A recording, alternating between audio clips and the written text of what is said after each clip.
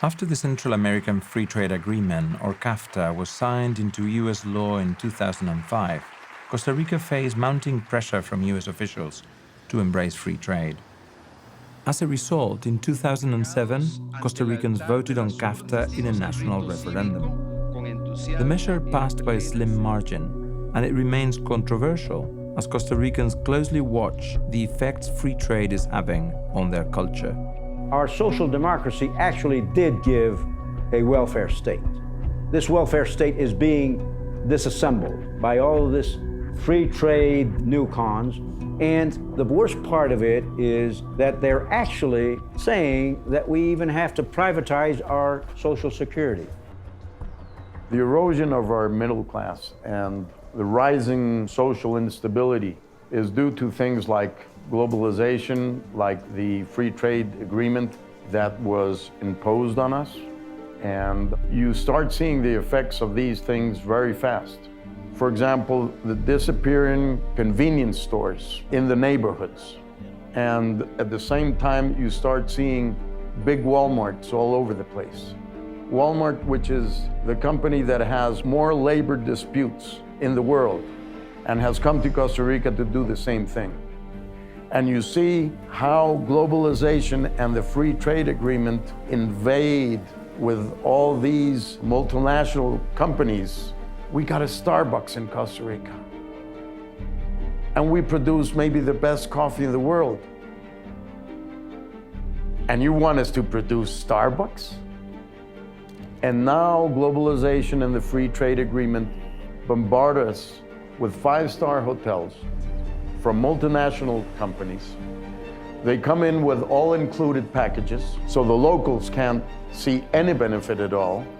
So what we see today is that through all these processes of globalization, they undermine the possibilities of sustaining and growing our middle class.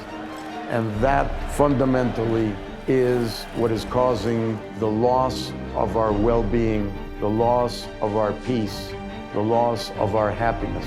The concentration of wealth is based upon the attitudes of a very small part of the population. They are the owners of most political parties, and their reluctance to do what they have to do in any democratic, capitalist, modern society, which is pay their dues in ways of taxes or allowing for public policies to develop without the resistance of their representatives in Congress.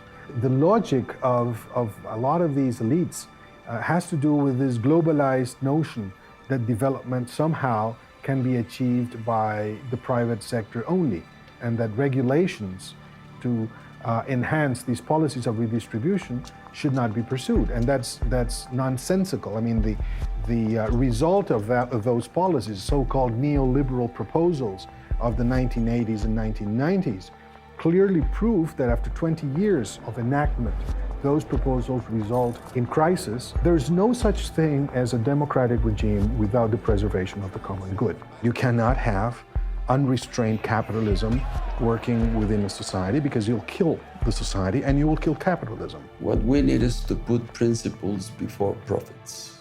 What we need is different values for the 21st century. I don't think it is fair to start a new century with the values of the 20th century, with so much greed, so much individualism, the lack of solidarity, the lack of compassion, so much cynicism. American civilization has produced a type of human being called the businessman, who is very successful in making things available to many people, but all this has a price.